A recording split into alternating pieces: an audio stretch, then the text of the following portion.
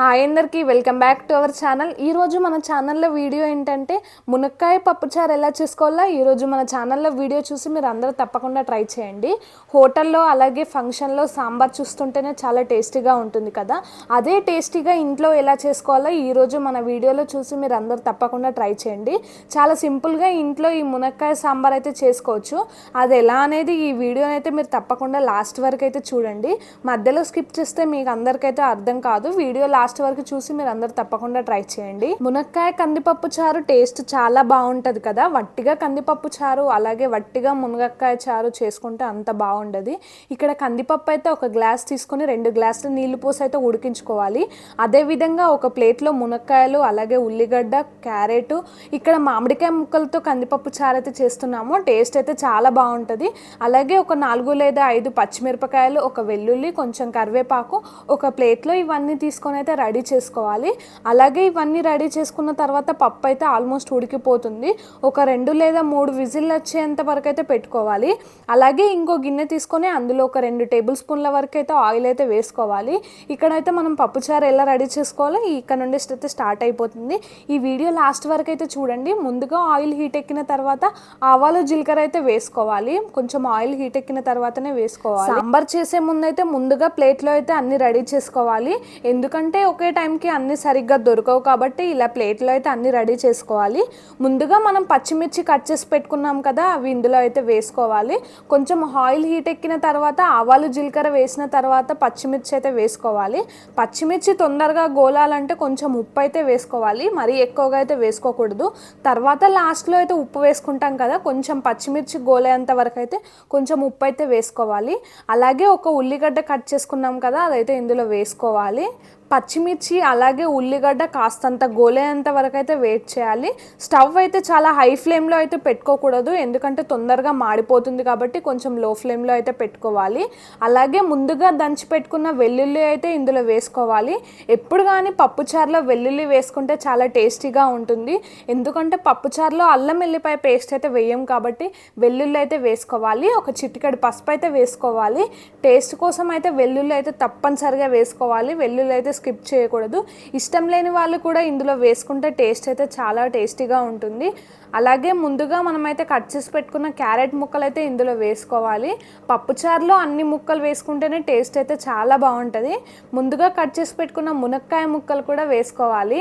ఈ పప్పుచారులో అయితే మనం చింతరసం అయితే తీసుకోవట్లేదు, ఎందుకంటే ఈ సమ్మర్ సీజన్లో మామిడికాయ ముక్కలు ఎక్కువగా దొరుకుతాయి కాబట్టి ఇలా ఒక మామిడికాయ కట్ చేసుకొని వేసుకుంటే టేస్ట్ అయితే చాలా బాగుంటుంది. చింతపండు కూడా అవసరం లేదు. ఈ మునక్కాయ కందిపప్పు చారు అయితే టేస్ట్ అయితే చాలా బాగుంటుంది. మీరు ఒకసారి అయితే ఇలా ట్రై చేయండి. ఇవన్నీ వేసాక ఒక్కసారి అయితే కలుపుకోవాలి. ఇందులో సీక్రెట్ ఏంటంటే పప్పుచారులో కొంచెం మెంతి పొడి వేసుకుంటే టేస్ట్ అయితే చాలా బాగుంటుంది. ఇక్కడ చిటికెడు మెంతి పొడి అయితే వేసుకోవాలి. మరీ ఎక్కువగా వేసుకుంటే పప్పుచారు అయితే చేదైపోతుంది. కొంచెం అయితే వేసుకోవాలి. ముందుగా కట్ చేసి పెట్టుకున్న మామిడికాయ ముక్కలు అయితే ఇందులో వేసుకోవాలి. ఈ పప్పుచారులో చింతపండు రసం అయితే అవసరం లేదు, ఎందుకంటే మనం ఒక మామిడికాయ ముక్కలు అయితే వేస్తున్నాం కాబట్టి సరిపోతుంది. పుల్లగా ఉన్న మామిడికాయ తీసుకుంటే సరిపోతుంది. అలాగే ముందుగా కొంచెం ప్లేట్లో తీసుకున్న కరివేపాకు అయితే ఇందులో వేసుకోవాలి. అంతే, ఊకే కలపాల్సిన అవసరం కూడా లేదు. ఒక 2 నిమిషాల పాటు అయితే మూత పెట్టుకుంటే సరిపోతుంది. పప్పుచారులో కొంచెం దొడ్డుప్పు వేసుకుంటేనే టేస్టీగా ఉంటుంది. మూత తీసిన తర్వాత కొంచెం దొడ్డుప్పు వేసుకుంటే సరిపోతుంది, ఎందుకంటే పప్పుచారు కాబట్టి తొందరగా కరిగిపోతుంది. దొడ్డుప్పు వేసుకున్నా కూడా టేస్ట్ కోసం దొడ్డుప్పు అయితే వేసుకోవచ్చు. ఇష్టం లేని వాళ్ళు సన్నం ఉప్పు అయితే వేసుకోవచ్చు, ఏదైనా వేసుకోవచ్చు. ఉప్పు వేసుకున్న తర్వాత ఒక్కసారి అయితే కలుపుకోవాలి. అలాగే ఒక 2 టేబుల్ స్పూన్ల కారం అయితే వేసుకోవాలి. ఇక్కడ మనం మిరపకాయలు ఎక్కువనే తీసుకున్నాం కాబట్టి ఒక 2 టేబుల్ స్పూన్ల కారం అయితే సరిపోతుంది. ఇక్కడ మామిడికాయలు తీసుకున్నాం కాబట్టి కొంచెం అయితే ఎక్కువనే పట్టొచ్చు కారం అయితే. మామిడికాయలు పుల్లగా ఉంటాయి కాబట్టి ఉప్పు కారం అయితే కరెక్ట్గా వేసుకోవాలి. ఇవన్నీ వేసుకున్న తర్వాత కొంచెం వాటర్ అయితే తీసుకోవాలి. ఇక్కడ చింతపండు రసం తీసుకోవట్లేదు కాబట్టి వాటర్ అయితే తీసుకోవాలి. ఒక 2 లేదా 3 గ్లాసుల వరకు అయితే వాటర్ అయితే తీసుకోవాలి. ఇక్కడ మనకి చారు అయితే మరుగుతుంటుంది కాబట్టి కొంచెం తక్కువగా అవుతుంది కాబట్టి ఒక 2 గ్లాసులు లేదా 3 గ్లాసుల తీసుకోవాలి వాటర్ అయితే. అలాగే మనం ముందుగా పప్పు అయితే ఉడికించుకున్నాం కదా, అది ఇందులో వేస్తే సరిపోతుంది. పప్పు అయితే చాలా మెత్తగా ఉడికించుకోవాలి, కొంచెం గట్టిగా అయితే ఉడికించుకోకూడదు. ఈ వీడియోలో చూపిస్తున్నట్టు మీరు కూడా చేసుకోండి. చారు మసలిన తర్వాత పప్పు అయితే వేసుకోవాలి. ముందుగానే పప్పు అయితే వేసుకోకూడదు. కాస్తంత మరిగిన తర్వాత పప్పు అయితే వేసుకోవాలి.